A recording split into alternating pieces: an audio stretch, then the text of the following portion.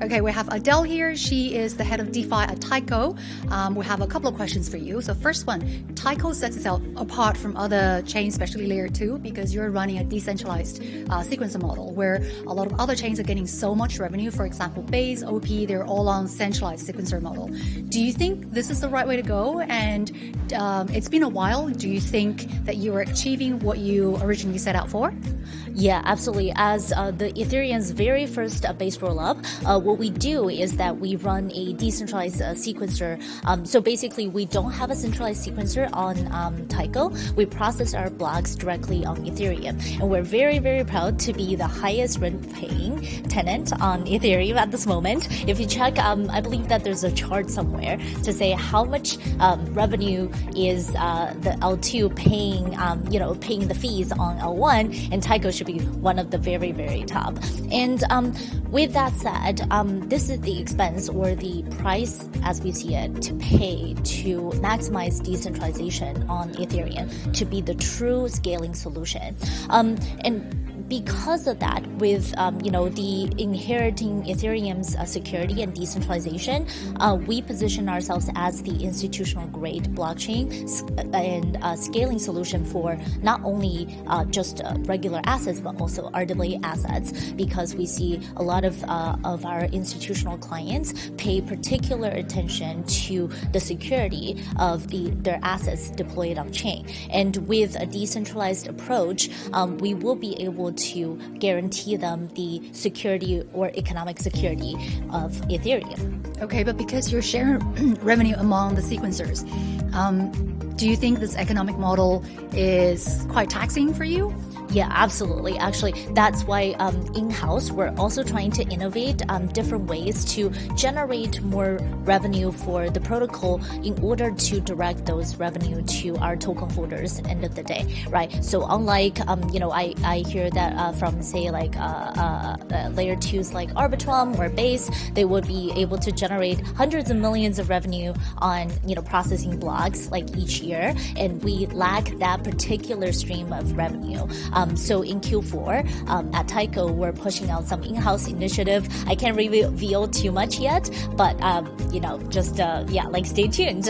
We'll have to really find some creative ways of generating protocol revenue for our token holders, and also benefit the whole ecosystem, so that the price to pay becomes worth it to maximize the decentralized value. Thank you. Good luck on that. And then the next question is, now we're talking about making payments using stablecoins, digital assets, but we often hear criticism from people saying that if you use Visa, they process more than 25,000 transactions per second. But up to this date, no public blockchain can process as many transactions as that. What's your view on that? So I personally don't see the transaction throughput as the real bottleneck for mass adoption at this moment, at least, right? So when cryptocurrency was just invented, starting from the Bitcoin era, then to Ethereum, because of the value fluctuation, that's the primary reason, as I see it, for not being able to settle, day-to-day payments on blockchain, right? Like you can't pay for a cup of coffee with Bitcoin when the Bitcoin's value go up 30%, end of the month. How does any store keep their bucks, or how do we as users keep a consistent value in our own say personal savings, right? So Bitcoin and Ethereum end of the day will be the store of value. However, for day-to-day payment, I see the driver should be stable coins or a stable unit of payment, right? So that with recent innovation and regulatory push, that should be something that breaks the bottleneck. And then blockchain infrastructure innovation will follow suit. So we, for example, at Taiko, we're able to currently process thousands of transactions per second. And as years go by, our team, with over 70% of our team consists of engineers.